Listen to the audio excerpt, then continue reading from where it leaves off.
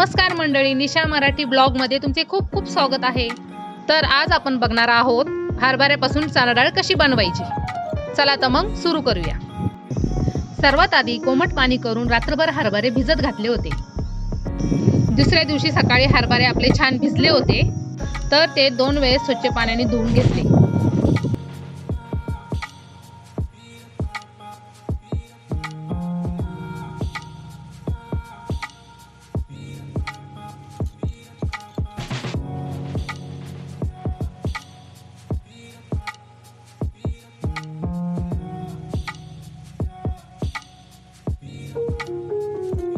सर्व हरभऱ्याचं पाणी निथळून घेतल्यावर 2 दिवस कडक उन्हात वाळू घातले।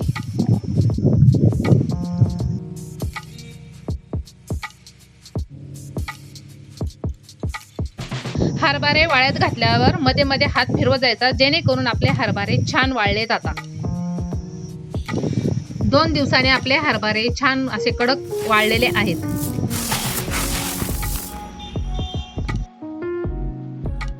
आता आपले हरभरे छान वाळल्यानंतर आपण हरभरे जात्यावर छान भरडून घेतलीये। बघा आपली डाळ किती छान मस्त पडतीये खाली।